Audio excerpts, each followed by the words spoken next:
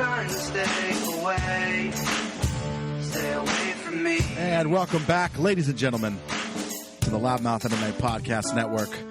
I'm your host, Kyle Steele, and we are here for another episode of the Not Safe for Work MMA show. And joining me, per usual, is Mr. Frederick James Kirby III. Hello, Freddie. Young man. Fred. How you doing, buddy? Not too bad.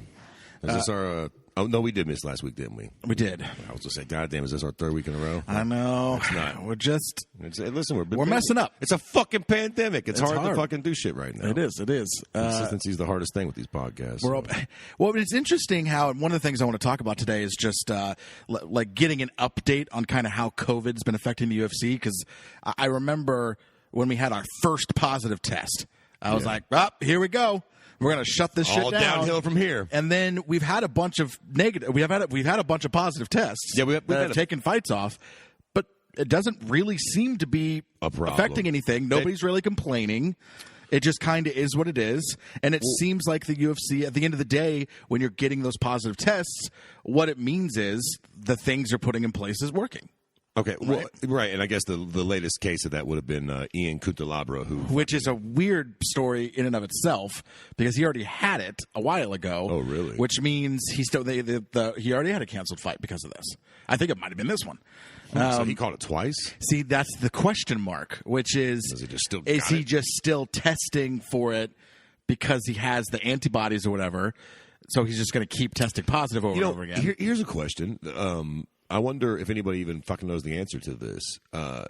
So there's a lot of false positives with this. Yes. That's just a fact. I'm not trying to be fucking conspiratorial. No, that's not a conspiracy. We don't. There's a fact. This isn't a perfect system. Sure. And we're also trying to fast track. This is why when you see these like, oh, there's a cure for this that they're not telling you about. And it's not that they're not telling you about it. They just have to do a lot They're of research. testing shit because you can't just be like, oh, this will work. Here, masses of millions of people take this. Yeah, and then find out that you grow a second penis. You know what I mean? Right. You got to take your time. Second penis would be pretty sweet. To be fair. You grow a third fucking ear or a second nose. Right. Fucking nose right in your forehead like a goddamn unicorn. Yeah.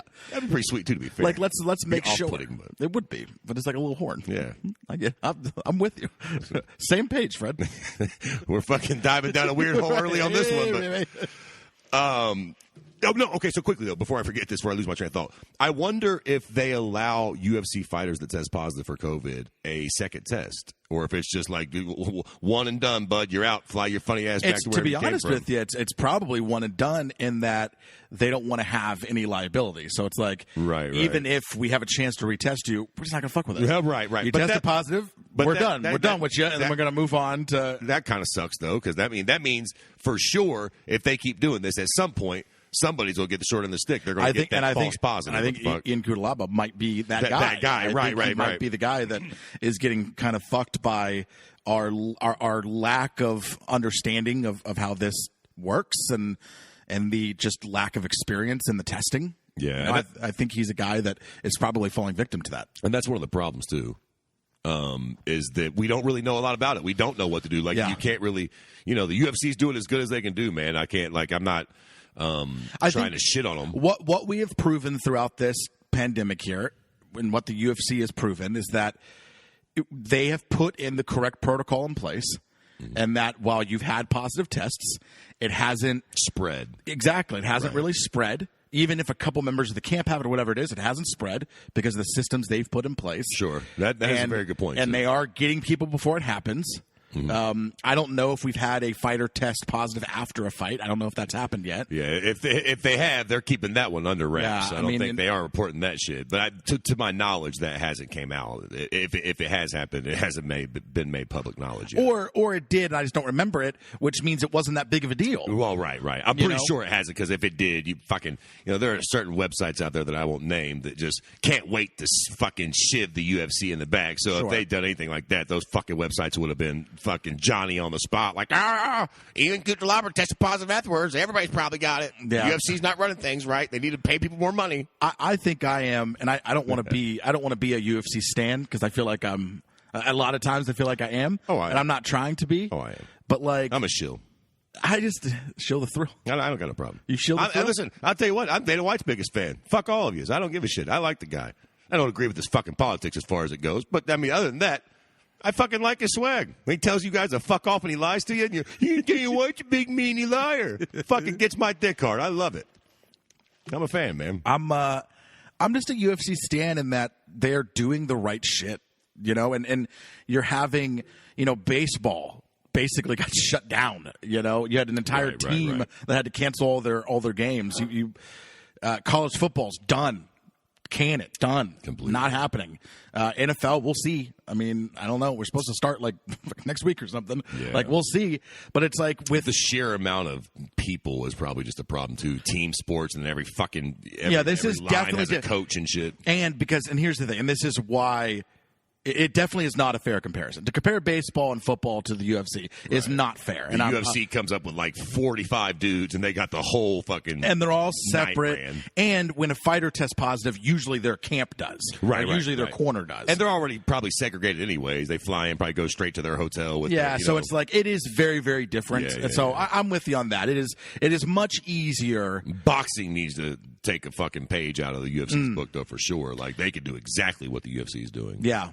But yeah, it's not fair to compare baseball and football because it's not. Those are team sports. You're next to each other all the time. Right. It's really difficult to. Everybody's. And if one guy gets it, you're all just gonna get it. Especially football. Like even baseball, they're a little fucking kind of segregated. Football, you fucking all you cocksuckers go out on the field and just run into each other over and over again. Like I wonder what's one gonna of y'all happen. got COVID. It's going everywhere. I wonder what's gonna happen. I'm very interested to see because I love football and I want to see it succeed. And I'm worried it's not. And it also sucks because I've definitely on the train of we overblew this thing.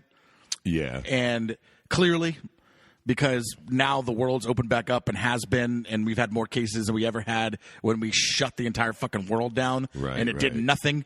And, you know, everyone is, we're still all pretty much okay. You know? Not the people who have died of it, of course, but like, it's a weird thing to say. On one hand, I think it's very easy to find. It's like, it's two ways, right?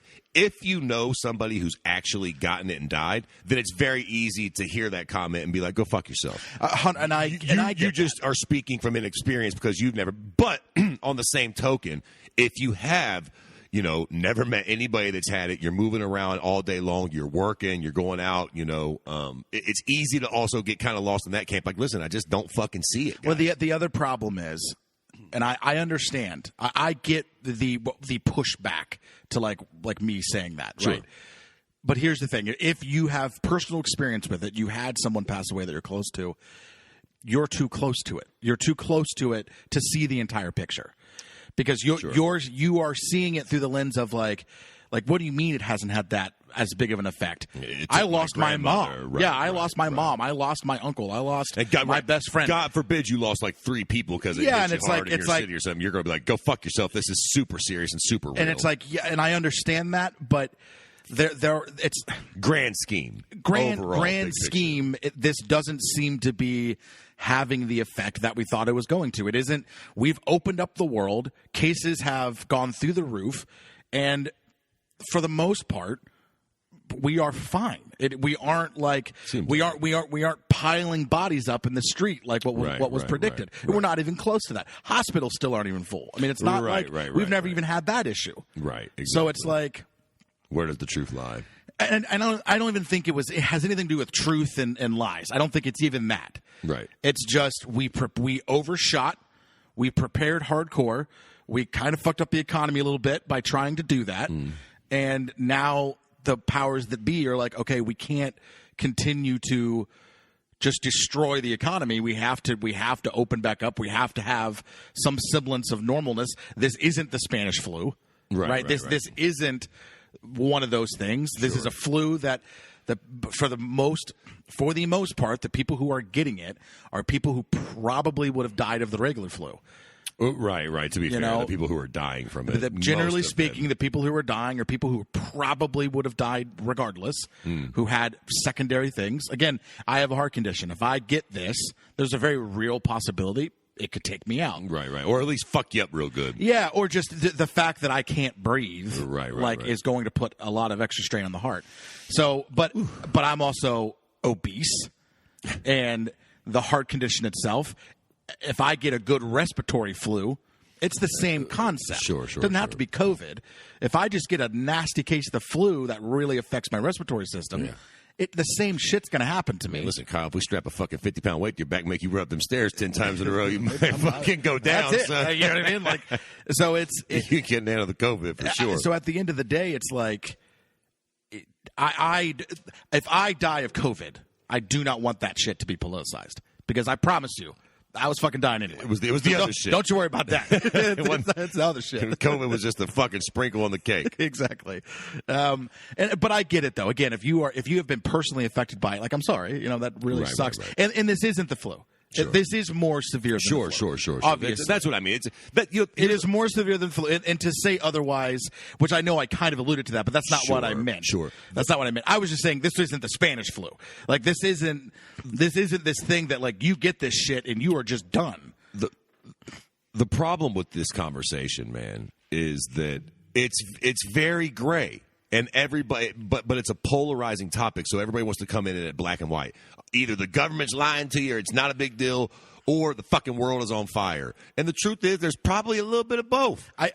There are probably areas where it's a real fucking worry, and everybody could fucking potentially die. And then there are probably areas where the government's like, oh yeah, let's make up cases to, you know what I mean? It's probably a little bit of all. I live in a constant state of the truth lies somewhere in the middle. Yeah, exactly. Even when dealing with like houses, like where a home inspector will come in, or a contractor, whatever it is, and they'll say, this is the most severe thing I've ever seen. Then the homeowner is saying, it's not a big deal at all. But the truth probably lies somewhere in the middle. The one guy's being dramatic to help his client. Sure. This guy's being dramatic to help himself. The truth is probably in the middle. The thing probably needs to be replaced. But if it isn't, nothing's going to happen. Exactly. The truth is somewhere. And I think that's true for a lot of conspiracy theories as well. Sure. The truth lies somewhere in the middle. Right. When 9/11 happened, were there people in the Pentagon who took that as an excuse to go, ooh, okay, well, let's hide some of this shit now? Right. I'm sure they did. Right. That doesn't mean they orchestrated 9/11. Well,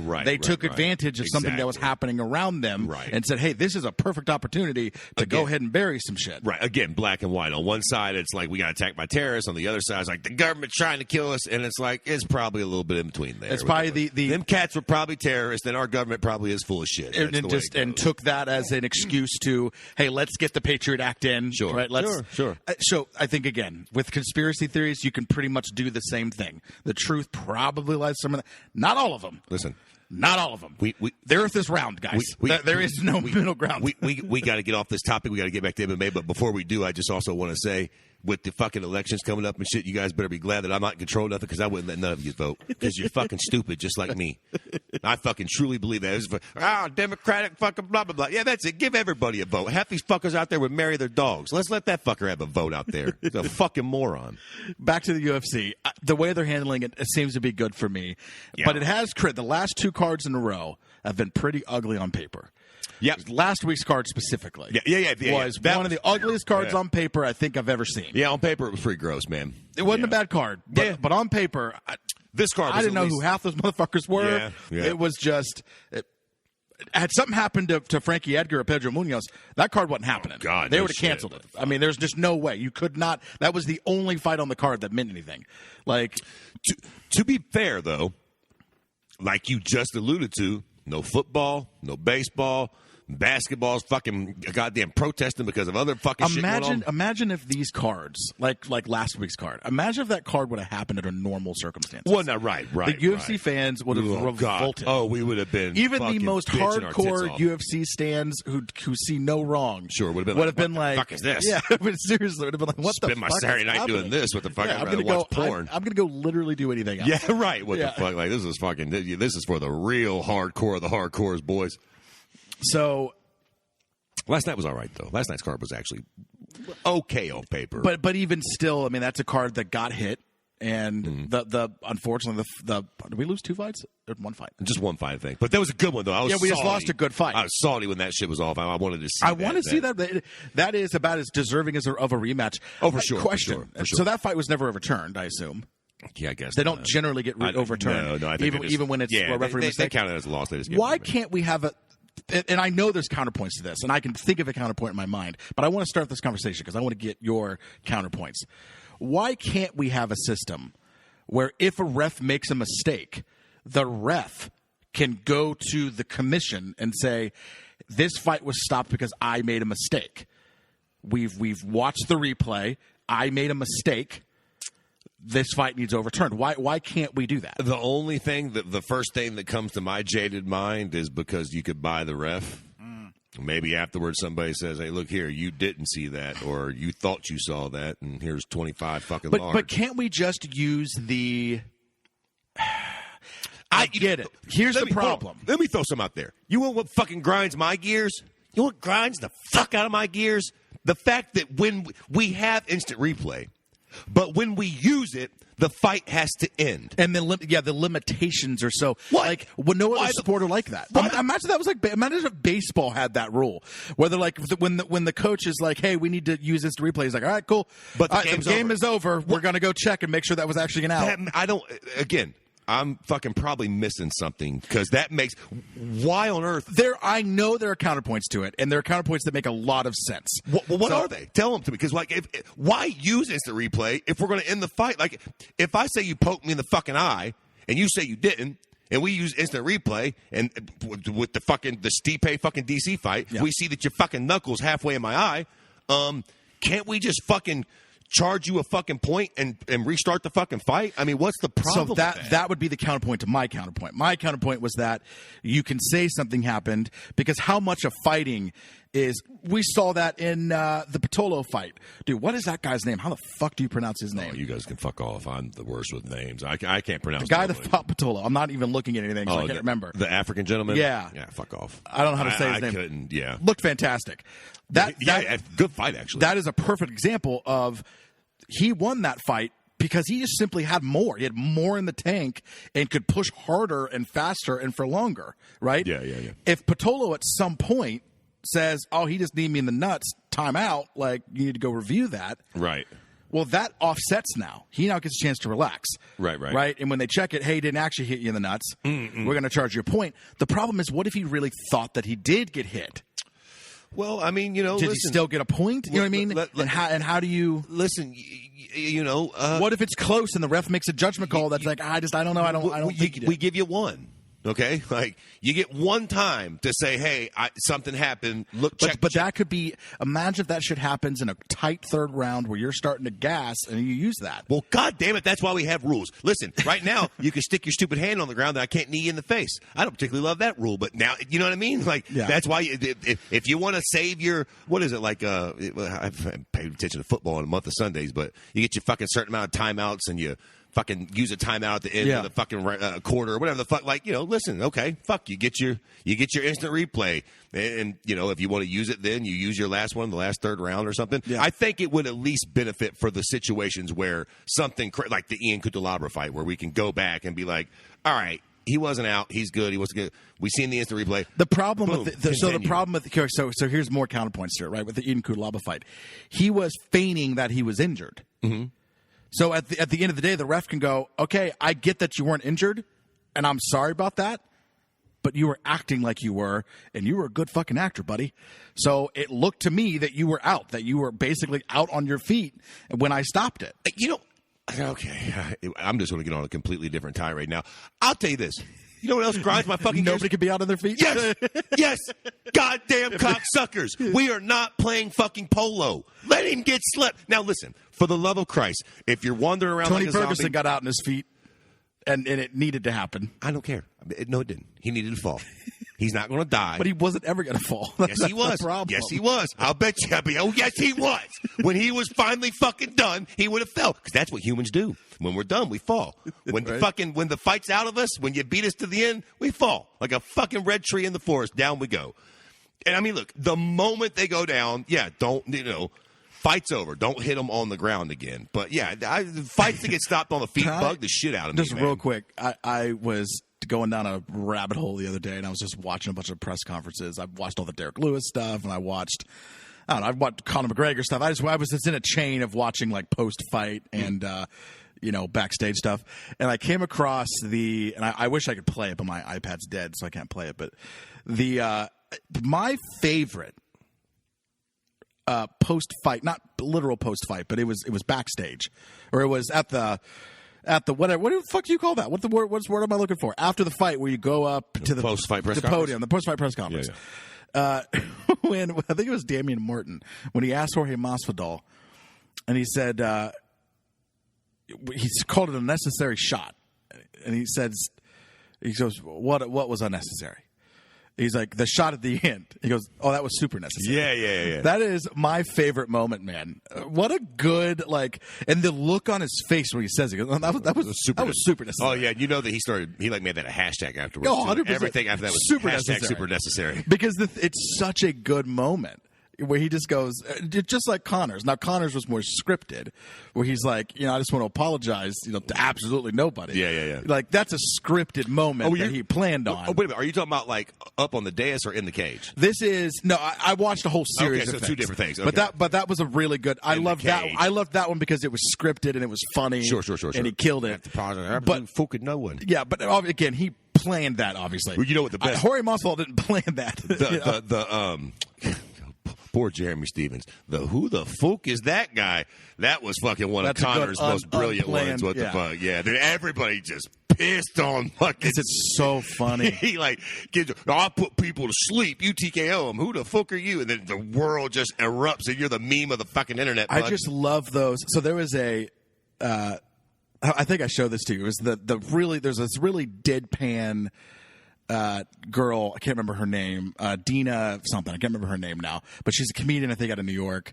And they were doing a roast battle, and the guy that was roasting her was just, basically calling her a slut and whatever else. Like, what he said was funny, and it was terrible because it's a roast, and they were just saying the worst things possible. Right. It was funny, but it was just, he was coming from a place that was so mean, and it was just aggressive.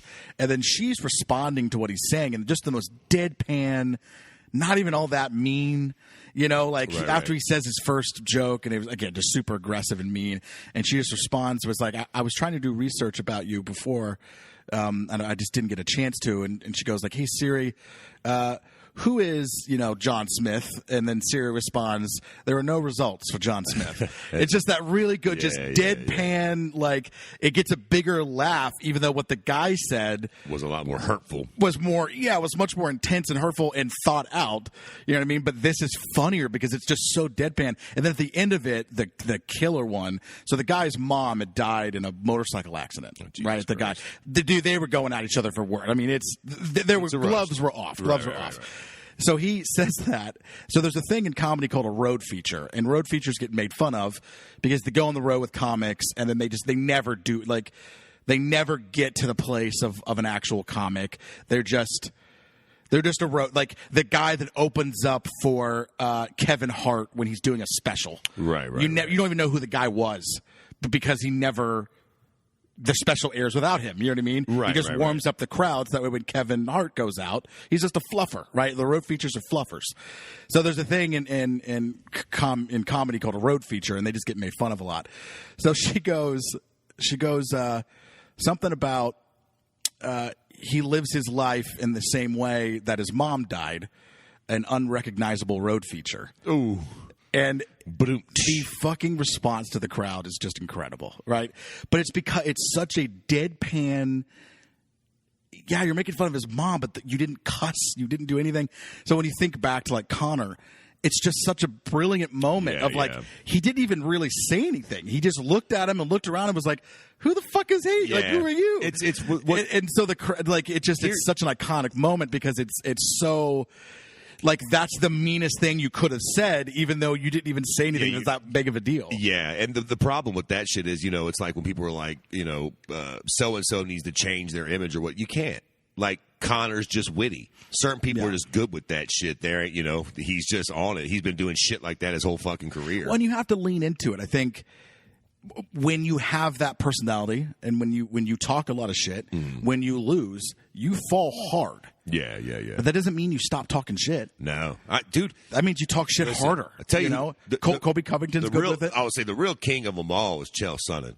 Yeah. Dog, Chael Sonnen, that motherfucker flat sat up there with a straight face after he got submitted by Anderson Silva in the 5th round and said, well, that's not how I thought the rules worked. I beat him for 24 minutes, and he put that little hold on me. I thought I tapped. We got out there, and I got the win. I won for 24 minutes with a straight mug on his face, acting like he didn't know the rules. I mean, Chael is something else, dog. And in the long run, when he's dead and gone, we'll look back. All joking aside, we will look back on Chael as an absolute pioneer of talking in MMA. Like Chael's son was every bit of our Muhammad Ali.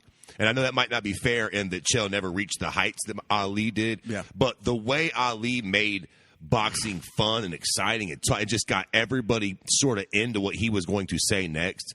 Chael was the first one to really do that, man. Like, he talked so much shit that it didn't matter that his style of fighting was quite boring. He just, maybe even Floyd Mayweather might be a better comparison or a worse comparison, depending on the record. But just that ability to, when he opens his mouth, fucking cameras are open. And it don't even matter if he lies. Like, we know the dude's capable of telling bull-faced lies, but we still just can't wait to fucking hear what he's going to say next. Chael's son was a fucking man. There was an episode of Chael's podcast. It would have been back in 2017 when he has, I don't know if he still does it or not. I haven't listened to it in a while, but he used to do it with Joel Supernaw. Oh, yeah. Well, he does the podcast, but not with that cat. No, not with Joel anymore. So there was an episode where he does that podcast with Joel, and he just keeps jabbing him the whole time. And he keeps talking about how he's on his phone. Like, Chael will be in the middle of talking. He'll be like, and I'm talking and I'm saying this and you're on your phone right now. Like, in the middle of what he's saying. Right. You're not paying attention to anything I'm saying. And then Joel's like, if you didn't fucking say anything, nobody would know. And he's like, yeah, but I know. So I want them to know, too. Like, you're not paying attention to what I'm saying. You're not participating in the conversation. So he just keeps jabbing at him. And finally, dude, he just gets Joel to just lose his fucking mind. And the whole time, Chael is just going, Joel? It's okay. And he's just doing that and Joel just keeps getting mad. And finally, you hear him throw something in the background and walk out. And then Chael's like, well, Joel just left. And then he just keeps going. It's just such a, I think on one level, Chael's realizing, oh, this is good radio. So I'm just going to let this happen. Yeah. I'm just going to let this happen. It is what it is. I had one where I got mad at, I had a fight companion where the person I was doing it with, at the end of it, got a little too drunk. Oh, yeah. And I started getting pretty nasty with him because I'm like, dude, and then he gets up and he knocks over the television. Oh, Jesus Christ. It got bad, and I was just like, what the fuck are you doing? You're fucking and then I think I just ended it, but I should have just gone on. But yeah, there's those. You have those moments where you realize that, oh, this is good. Oh yeah. And if you can separate yourself from the action, you're like, oh, this is good. I'm just gonna dig into this and be okay with it. Yep. Well, I like the Shallow King interview, right? Yeah. Where I'm just like, I realize what's happening. So I'm like, dude, just lean into this. He's losing his mind, and that's awesome. That was the fucking dude that wanted to fight Cody Garbrandt. Yeah, well, and then he hangs up on me mid-interview, and I had a system then where I was running, kind of how I am now, I was running it through the soundboard. So when he hung up on me, I was still recording. Sure. So I was like, okay, well, that was weird. So I start dissecting the interview, and then he calls back. So my phone starts ringing into the podcast because it's still plugged in. The volume's still up. So I'm like, well, let's see what this is. So I answer it, and he starts going back into it. We start fighting back and forth, and then I think he hangs up on me again. That's how the interview ends. But you realize as it's happening, like, oh, this is good. Right. This is when something good's happening. This is a cool thing that's happening. So I'm just gonna be all in. I'm gonna participate in it, and go from there. Right. I think he disappeared. He got banned from Twitter, and that was his big following was on Twitter. So he's a fucking idiot. Some of these guys, they fucking one dude that wanted to box Deontay Wilder. There's the video of Deontay Wilder. Oh, you talking Charlie? Zinoff or something? What a fucking moron! what are they? Again, does that guy get the vote, dude? Don't let them. Here's the thing about that guy, though, is that unlike what makes him very, very, very different from Shallow King, right? Yeah. That motherfucker showed up. He showed up. Give him that. And did it. I mean, almost makes it worse. Well, then remember when what are you here for, buddy? You really think you're going to do something? Wasn't that the guy that hit Floyd's dad? Cheap-shotted Floyd Mayweather's dad. Oh, I don't know that. I don't know. Yeah, I'm pretty sure there's a video where he is boxing Floyd Mayweather's dad and cheap shots him. Like when he was turning around and walking away to like talk to somebody, he just runs up behind him and hits him in the side of the face, and like the whole entourage jumps in the box. I was going to say, I'm like, dude, they will kill you. Like, I would imagine he took a beating for that. What the fuck? But at least he fucking did it. Yeah. Like that is the big difference between him and the whole bullshit the Shallow King was doing. Right. He actually did the shit. Yeah. He showed up. He took lumps. Like he did it. Deontay Wilder hit him hard as fuck. Fuck yeah, he did. And he was still low key running his mouth towards the end. I know. That's what I'm saying. At least do it again. He's like, what the fuck? Yeah. At least he's like, get the fuck out of here, dude. Can we kill you, white boy? I'm not trying to catch a charge. Like, get out of here.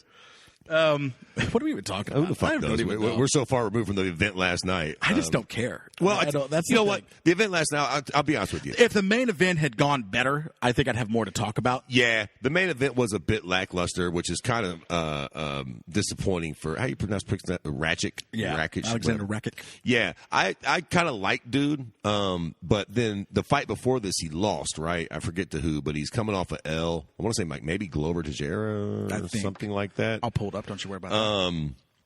And then, he won this fight, and it was an all right fight. Actually, quite frankly, it wasn't a bad fight at all.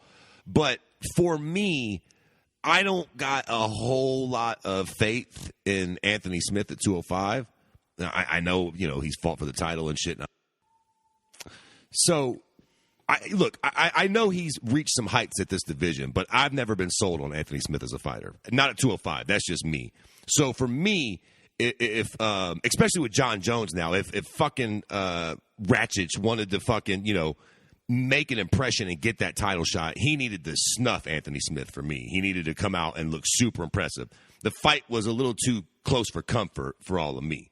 It wasn't that impressive of a performance in my fucking eyes. Yeah, which I understand. Like, it was just too close for the opinion that I have of Anthony Smith as a fighter. For all you fucking cunts out there, I know he's a good guy. He seems like a very smart, intelligent dude. I just, some people have a real problem with that. Separating their love for the person and the fighter. There's a whole bunch of people. It was Volkan Ozdemir. He lost by split decision against Volkan. Nonetheless, though, he was on such a run because I was really high on this guy. I was like, holy shit! Like, boom, boom, boom. His debut against Francois Barroso, and then he beat Justin Ledet. Then he beat Devin Clark. Then he beat Jimmy Manuwa. Yeah. He lost the split to Volkan. Then he just beat Anthony Smith. The Jimmy Manuwa one, he ended him with a head kick. That was the one where I was like, oh shit, this cat might be the real fucking deal. Because Jimmy Manuwa was a bad motherfucker, man. At least he was at one point in fucking time. Dude, fucking friend of the podcast, Justin Ledet. Has he had a worse fucking run? Yeah. He goes up against he wins all of his fights in the UFC, and then he goes up then he fights Alexander Rakic, then he fights Johnny Walker, and then he fights Alexa Kamer. Yep. I mean, look, Johnny Walker. Like what a tough run that they put that motherfucker on, man. He looked good though, to be fair. I mean, those weren't, in hindsight, they weren't the worst matchups for him. The Johnny Walker one, he only lasted 15 seconds. So he didn't get a chance. Right. And then against Rakic, he goes to a decision. Right. And then Kamer a decision as well. I think the Johnny Walker one was a little luck. Not luck, but Johnny Walker. Either Johnny Walker does that, or you might just beat Johnny Walker. Because you can bring him into the troubled waters. Exactly. Yeah. Who knows if he doesn't land that? What was it, like a flying knee or something? No, it was a spinning back fist in like 15 seconds. If he doesn't land that, we don't know how that fucking fight goes. Yeah. So that's a tough run they put him on, man. Just put him in there against all the killers. Okay, so just quickly, what do we do with Anthony Smith from here? What do you like? Or Ratchik? Where do the headliners go from this point on? I guess Rakic should go up against how do we pronounce his name? Should go up against Glover Teixeira. Okay. Don't Glover got a fight lined up though? Let me look. I feel like Glover's got somebody lined up here right now. Probably. But if not, that works for me. Or the winner of whoever Glover's got coming up next would be a good fight too. Okay, let me look. Teixeira probably is booked. I feel like they're... Well, it doesn't say on here. Oh, no, yeah, it does. Or is that it? Thiago Santos, right? Oh, there it is right there. Yeah. Thiago, which that... Okay. Okay, so yeah. I'm cool with that. The winner of that fight should fight Ratchik. And then, quite frankly... Possibly loser. Yeah, maybe. But I mean, fuck that. The winner of that fight is in line for a title shot. If fucking John... Well, yeah, John is definitely staying fucked off at this point. They're already recrowning the title for Jan and... Who the fuck? Who's Jan fighting for the belt? I don't remember. Jan and Dominic Reyes. Okay. So you know, the winner of that fight has to fight somebody. Oh, fuck, I forgot all about that. Yo, 205 just got fucked. Thank you, John, for finally fucking listening and fucking the fuck off. Goddamn, 205 is kind of, you know who else is coming back, right? Fucking Rumble. Rumble Johnson jumped right back in the pool. That is fucking I have interesting. not heard that. Oh, yeah, he's fighting at 205. That's a fact, Jack. He's put his fucking hat in the race. He's fucking getting tested again. And he wants to come back at 205, which I fucking love because, you know, if he comes back at 205, Jan and Dominic is cute. I think Dominic Reyes probably wins that fight. I could be wrong. I think Rumble sleeps Dominic Reyes. I mean, I like Dominic, but I mean, it's been a minute, but dude, how crazy is it that Vitor Belfort holds a win over Anthony Johnson?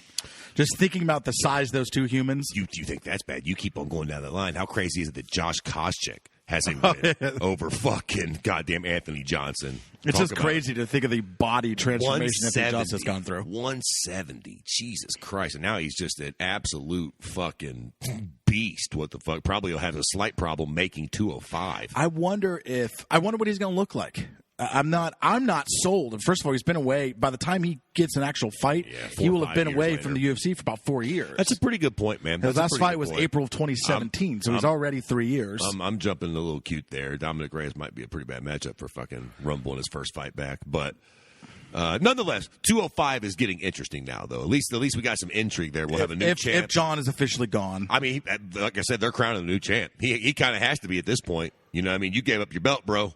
Deuces. I mean, I guess you can always just fight the fucking winner of Jan Dominic, but how stupid. You better not. If they do, don't you do. Don't let Dominic win the belt and then you go back and fight him for your belt that's his belt. Please don't do that. Just go to fucking heavyweight, John. If you lose a heavyweight, then go back and get your belt back. But don't puss out. Do you truly believe the next fight is John Stipe? That's very debatable. I think a lot of us want the Francis Stipe fight. I think that, though, to be fair, I do not want the Francis Stipe fight. Well, I don't think Stipe wants the Francis fight either. I would rather have Francis John if I had to pick. Yeah, but the issue with that, then who does Stipe defend the fucking belt against? If he could defend his belt against the winner. But the problem is I don't think John goes to heavyweight and doesn't fight for the title immediately. Yeah, I kind of agree. So it's almost got to be Stipe. Like, how else is you can't sell to John? All right, you're vacating your belt at 205, and now you're going to fight Francis, right? To fight for the title. It's like, fuck that. I'll fight Stipe. Unless John just wants a warm up fight at heavyweight, unless it's his idea. A warm up fight. No, but not, no, I know. Not Francis, but like I tell you, I don't know why I keep coming back. You know who I want to see John fight? Derek Lewis. I don't know why. I don't know why. It's just that's the fight that I want to do. Derek, I feel like Derek's fighting somebody. Fucking, he's got a fight. No, he just fought. You know, he does, but he's got another fight coming up. Oh, does he? And I feel like if he wins that one, man, like I would love to see John Jones. And plus, I just feel like, to be fair, look, I know there's this narrative going around that like John's the favorite against anybody. If he's at heavyweight, he'll smash Stipe. Blah blah blah. Maybe. I think John Jones beats the shit out of Derek Lewis and Stipe. Nagannou's the only question mark because, again, if Ngannou starts swinging like crazy, like... Let me tell you something, Jack. I seen a fucking... Somebody put up I think it was just a fucking, like a GIF or a little video on, what the fuck, Facebook or Twitter or something. And it was, it said, random drunk guy in the crowd yells, "Just get up." And then it was like fucking Derek Lewis ... And it shows him where he's got who the fuck was it? Who's the Ezekiel prick that he just fought? Oh, it was Olenek. Olenek is on top of him, working for Kimura in half guard, and Derek Lewis just kind of goes, nah, and fucking just up we go. He just fucking reverses him. And not by no slick fucking hip toss or fucking reversal. He just decides to get up, and he just lifts him up and jumps on top of him. He's the least athletic athlete we've ever seen. He's so strong. Yeah. Like, yes, is John a way smarter fighter? Might John stay back and kick Derek Lewis in the knees and probably beat the fuck out of him? Sure. But the fight is still intriguing because I think at light heavyweight, John has enjoyed a physical advantage over most of his opponents. I think he's been physically stronger than most of them. He's definitely been taller and longer than damn near all of them, short of Gustafsson. There's nobody even longer than him because he has the same reach as Ngannou. Right, exactly. But I think at heavyweight, finally that power will at least be equalized. You know what he won't do? Is throw Derek Lewis to the ground. Yeah. That's what he won't do. If they grab a hold of each other, he might get the takedown. He might be able to trip him and get on top of him. But what he won't do is sling him around like he's able to do 205ers. Yeah. Derek's just too big and too strong. Now, what's interesting about that... How big can John... Here's the thing. We say that he won't throw Derek Lewis around. Fair enough. How big... John has another 60 pounds to work with here. John also has legs like that chair you're sitting in right there. With at 205. Oh, but his legs ain't getting no goddamn bigger. Them legs says ain't who? getting no... It says me and God. The fucking legs ain't getting no weight on him, Jack. Even when he was fucking lifting weights, those little legs were still a little listen, fucking we already talked about this, but Sean O'Malley needs to just go to 45 already and just beef his legs up. Listen, add 10 pounds to your legs. Don't do anything else. Just tie your hands behind your fucking back and just work your legs out. Listen, don't do anything else. This isn't going to be very popular, but I don't give a fuck. You know what I would do? I'd get the name of fucking John's Chemist. What was that shit that you were taking that were making your bones denser? Give me a little shot of that. Right. So what? It's a steroid. Fuck off. Give me a little bit of that fucking shit that makes your bones denser. I need these bones to not shatter every time I fucking kick somebody with it. We said the name of that shit that he tested positive for 1,000 times. I know. I was just trying to think about it, and it's completely out of my mind now. It was the fucking major news topic. We literally said it 50 fucking times in the course of 3 episodes. I can't think of it now either. Cannot remember. I know. And the term, remember how fucking the term picogram? Yeah. There's picograms in the system. We talked about it nonstop. It's insane. There's it's a grain of salt in a swimming pool. Whatever. Remember all that shit? Yeah, remember all that shit? Fuck off. And I can't remember. Like that. Did he even cheat then? It's funny how this works. Like it's funny how, because I've thought about this like with real estate where I've had really bad experiences and I'm training up new people, and I was telling one of them about one of my worst experiences with a seller, and I was kind of explaining what happened. And as I was telling the story, I realized I can't remember the guy's name. Mm. And it's funny because at the time it was happening, I almost quit real estate because of this guy. Right. His name was etched into my brain. Right. Because I was just so miserable throughout the experience. And then as I'm sitting here right now, cannot remember his name. A little time goes First by, or last, I have no idea. I think we only have so much space in our brains. But at the time, it was so important and impactful and meaningful, and I can't remember. Now you've got more important shit. That and it just gets pushed out because you don't hold on. I don't hold on to shit. So I can't even fucking remember. I remember the story. I'll never forget the story. The brain's a trap door, though, because if I said his name right now, you'd go, 100%. 100%. Like if somebody mentioned the fucking chemical that John was on, we would go, fuck yeah. It would hit you like a lightning jolt. Yeah. Like the treasure chest would pop right open. There it was. But it's funny, the things that are so... You think you'll never forget this thing, and it goes. Yeah. Because you focus on other stuff, and especially if you can do that with things that hurt you, that's a good thing. Yeah. You got to be able to, obviously, what he tested positive for didn't hurt us, but in general, in life, advice. Right. If you can push that stuff out of your brain, you're going to be such a happier and better person. Focus on the shit that matters. The bad shit I remember quite well. It's usually the good shit that fucking tends to get further away. Like, oh, yeah, we did go to Florida that one time when I was a kid, huh? Remember that? Remember being in that fucking goddamn youth home in California for a little while, but right. Not the fucking Florida trip. The stuff that sticks. Yeah, you just have to. You got to do a better job about being able to hyper focus in on the shit that matters. Right. And it's hard. Speaking of terrible things, let's go ahead and fucking Ratchet and fucking Anthony Smith can go fuck themselves for all me. Right. The worst thing that happened last night, the worst thing that could have possibly happened last night. Robbie Lawler, a fighter who I have enjoyed watching fight for years, the cool guy, fucking dope fighting style. What's not to like about Robbie Lawler, right? You've been watching this fucking sport for a long time, and you don't like Robbie Lawler, you're probably a cunt. Right. And I don't, and this is me being a cunt, I don't like Neil Magny, and I don't know why. I just don't. And maybe that's why we get along, Kyle. Because same way. I don't know why. I've never really liked Neil Magny. He's done nothing. The guy's a veteran. Yeah. He's not just a veteran of the UFC. He's a veteran of war. Real talk. He's just a good dude. Real talk. I don't know why. Again, I don't like Neil Magny, the fighter. Real talk. Like, I don't. He's slightly boring personality-wise, but real talk, he doesn't bug me. Henry Cejudo's personality bugs me. Neil Magny seems like an all right dude, but the fucking fight last night. Are you ready yet? For what? To admit how much you miss Henry Cejudo being around? Not yet. You're not yet? Not yet. Now, listen, Cody's fighting Figueiredo at 25. Jan's going to fight Aljamain at 35. C'est la vie, you short little Mexican prick. Stay gone. We're all right. Fuck you. Now, if he came back, I ain't going to lie. It would be honestly, I would like to see him at 25, I think. Depending on what happens with Figueiredo and Garbrandt, yeah, I think either one of them might not necessarily beat Henry, but, bro, you don't need to retire no more. You haven't, I'm just going to go ahead and quit. Nobody's good enough. Nah, one of these guys could very well give you and that's at 25, homeboy.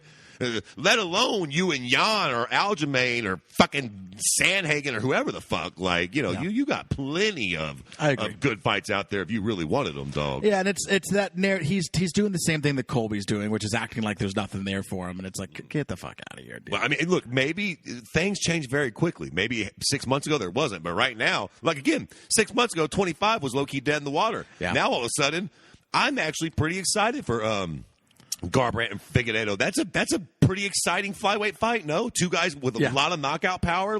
Somebody's probably definitely going to sleep. I think you're getting more excited because Cejudo's gone.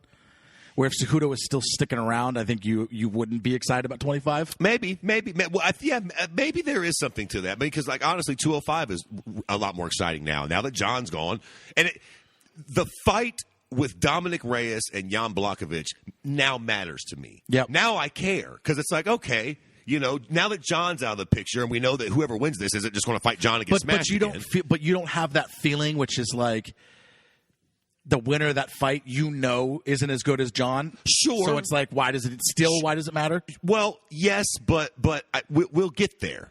You know what I mean? So, whoever wins that fight, sure, you're no John. But then maybe Rumble comes back, and maybe he knocks you out. Or maybe some guy that we haven't even heard of yet in the next year or two and comes because up. John's not there, they're not getting shadowed. Yeah, and they're not getting snuffed out too early as far as it goes either, And then maybe, 2 years from now or a year from now even, things happen quick. There's a guy at 205 with the belt. They're like, hey, John, now there's a fucking guy. Right, exactly. Just while he's there picking him off at 205, it was boring. John Jones versus Jan or John versus Dominic in a rematch I would have loathed. Now that you got Dominic and fucking Jan fighting, that's interesting. Yeah. John going to heavyweight, this is how you make fucking fights, boys. Now all this is interesting, I don't fucking line up these horseshit fights, man. Yeah. I've been tired of watching John fight 205ers for 3 fights now. Fucking Anthony Smith, Thiago Santos, and Dominic Reyes. Honestly, all 3 of those fights they couldn't have done that great at the box office. And if they did do good, that's just a testament to where John's at. Let me tell you something, Jack. Nobody bought those pay-per-views for fucking Anthony Smith or Thiago Santos or Dominic Reyes. No shade on them, but I barely knew who the fuck Dominic Reyes was when he got that title shot. And I don't even like Anthony Smith.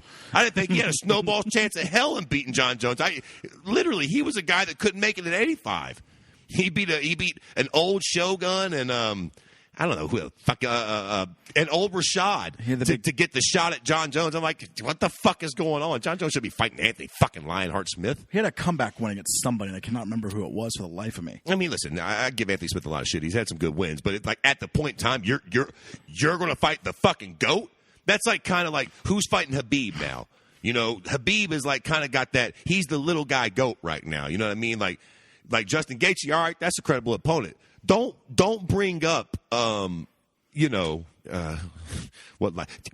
I love you, buddy, but don't bring up Paul Felder to fight Habib. You know what I mean? Don't bring up Donald Cerrone to fight Habib right now. He ain't. Who wants to watch that? We know what happens, dog. We know what's going to happen in that fight.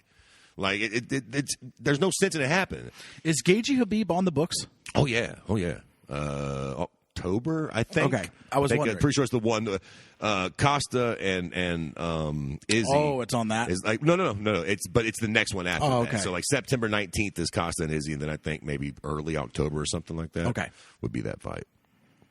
We have something going on next week as well. I think we're pretty much it's a full. bullshit one. It's Overeem and Sakai, I think, is next week's. Interesting. And then I think maybe the week after that is Izzy and Costa, where it starts getting good. But yeah, I was pretty bummed out by Neil Magny doing what Neil Magny does to Robbie Lawler. It fucking sucked. Slowed the fight down, made it tedious, made it boring. Did what he does. Cute little cocksucker. I'll give him that. Like that's how Neil Magny wins fights, and he fucking beat Robbie. You know, congratulations, shitbird. Michelle Pereira's on that card. I always like him. He's the prick that fucking spins around a lot, right? Like he's the one that fights real wild. He's the one that Diego Sanchez just absolutely quit against. Yeah. Michelle Pereira. Brian Kelleher. Come on. Okay. Worthy. Jalen Turner's on this one. Brian Kelleher. This card reminds me a lot of last night's card. It's pretty good. You know what I mean? There's some decent names sprinkled throughout it. Kamara Worthy's on it. What else we got? Overeem's in the main event, which, god damn, he's fucking fought a lot of times. What's we got? OSP fighting Alonzo Minifield. Yeah. I like that fight. Yeah, this is a good card. Let's see what Minifield's made of here. Yeah. Not a bad card. Not a bad card at all. And is that at, what weight is that at? Is that 205? Is it 205? Yeah, I think so. Should be. Yeah. Because St. Preux, didn't he go up to heavyweight for a minute? No, it's 205. Okay. Why was I thinking he went up to heavyweight for a minute? Everybody's dancing. I don't know who I'm thinking of. Also, just on a complete fucking side note, I guess Luke Rockhold is coming back to middleweight. That's kind of interesting, to be fair. How have I missed all? It's because I'm not on Twitter anymore. I got to get back on Twitter. Yeah. You do that. I'm missing all this stuff. Like, there's nothing on Facebook about it ever. He's like training for a comeback, which is interesting. I always thought Luke Rockhold, I think Luke Rockhold has all the talent in the world. He's just one of those guys that needs to fight smart. If he fights smart, Luke Rockhold's a real fucking tough customer. Yeah. But if he gets fucking cute, like with fucking with Jan, like trying to, I think he was talking about in that fight. He thought he was just going to take Jan to the ground and have his way with him. And it's like, dude, this is your first fight at 205. You're being way too fucking cocky. Yeah. If you would have came in and again, I fucking broke a record with this. I harken back to the fucking Habib Conor fight. I think Conor really showed Habib no respect in that first round. I think he ran right after him and thought, "You're not going to take me down, and I'll grapple with you if I got to, and I'll get right back to my feet." And it cost him. Yeah, and I think that Luke Rockhold in that Jan fight was kind of like that. Like, oh, I'm going to do whatever I want to this guy.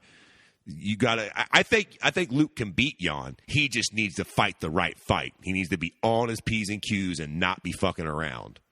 And when Luke fights like that, he's a fucking tough customer. I mean, even the Bisping fight. Look what he did to Michael Bisping the first time they fought. And then they fought again, and Bisping beat him.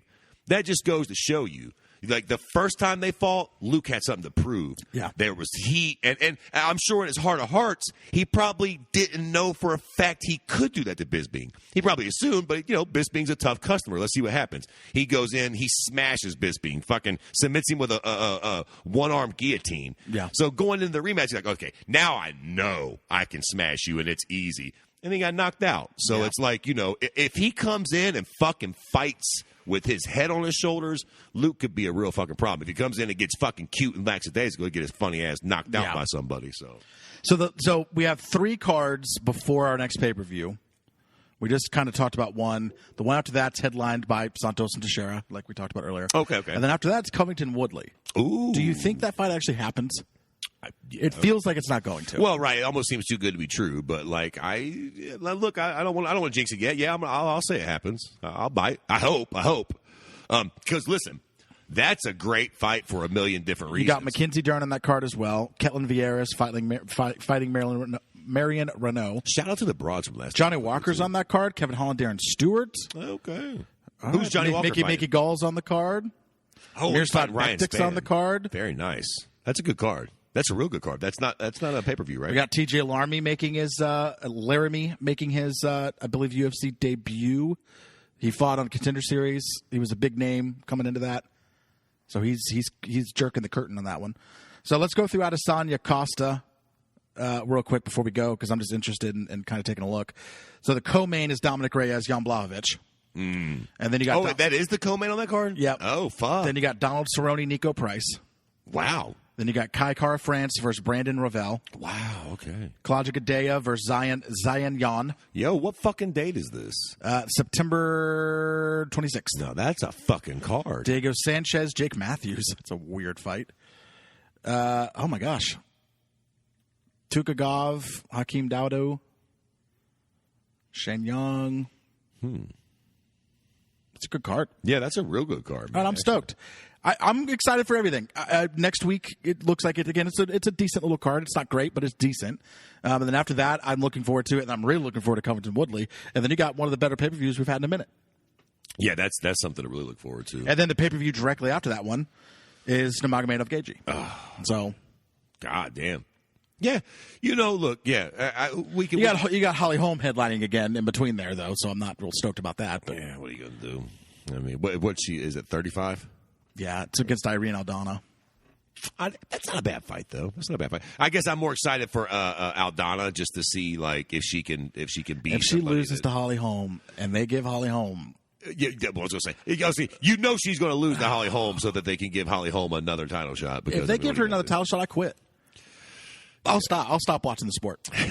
That's it. That will be. I mark my fucking words. Listen, if Holly Holm gets another goddamn title shot, I'm done. I don't want to be this guy, but Do you know what they're going to? Systemic racism. Is it right that she's a blonde white girl, a preacher's daughter? I don't know. They just keep giving her. You think Angela fucking Hill keep getting that shot? Not to be a dick, but I doubt it. This is our proof. This is our white privilege. It's just the evidence. If that's not white privilege, then what is? I don't know what is. Keep giving Holly Holm. Boy, I'll bet you there's some people that are going to hear this and go, God damn it, fucking bullshit. There's no such thing as white privilege and fucking cocksuckers. I'm cutting this Holly Holm is the goddamn proof. Yeah, listen, suck my dick. I'm joking.